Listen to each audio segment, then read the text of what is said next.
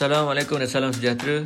Saya akan membentangkan topik berkenaan pembangunan ekonomi di Malaysia sebelum dan selepas merdeka. Bermula dengan sebelum merdeka, terdapat 3 faktor penting iaitu era pra-penjajahan, era penjajahan dan kesan-kesan ekonomi zaman penjajah. Pada era pra-penjajahan abad ke-14, Tanah Melayu Melaka telah menjadi pelabuhan ekspor Timur Barat yang terkenal disebabkan kegiatan ekonomi yang bagus dan telah menarik minat negara barat seperti Portugis, Belanda dan Inggeris untuk menguasai perdagangan. Di situlah bermulanya era penjajahan yang hampir 400 tahun. Tetapi itu tidak menafikan tentang kesan-kesan ekonomi zaman penjajah yang berlaku pada masa itu seperti kemajuan penanaman getah, perkembangan peluang biji timah dan ekonomi dualisme. Manakala bagi ekonomi selepas merdeka, pada tahun 31 Ogos 1957, ekonomi Malaysia telah banyak berubah atas 3 faktor utama, iaitu dasar ekonomi baru, dasar pembangunan nasional dan dasar wawasan negara. Pada dasar pecah perintah dan dasar ekonomi baru, penjajah Inggeris telah membuat konsep pecah dan perintah untuk mewujudkan jurang antara kaum, di mana orang-orang Cina tinggal di bandar untuk menjalankan perniagaan, orang Melayu di luar bandar sebagai petani, India pula bekerja sebagai pekerja di ladang atau buruh kasar untuk kerajaan. Ini menyebabkan kedudukan ekonomi masyarakat Bumiputera tidak seimbang.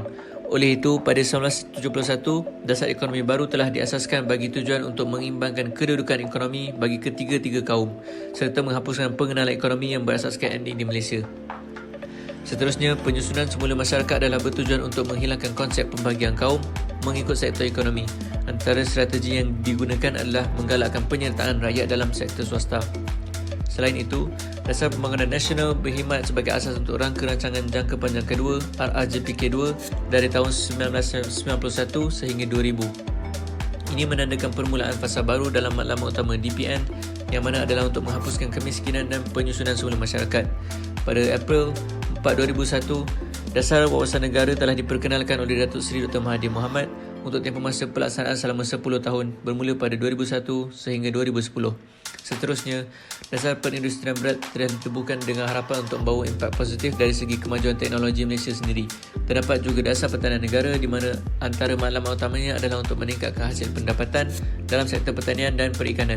Selain itu, Datuk Seri Najib Tun Abdul Razak mengumumkan model baru ekonomi pada 30 Mac 2010 yang mengutamakan prinsip pembangunan negara melalui ekonomi berpendapatan tinggi, kemampanan dan keterangkuman atau inklusiviti.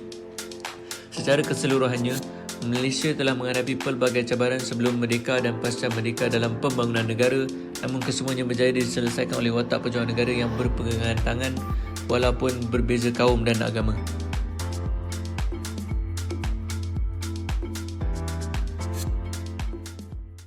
Created using Powtoon.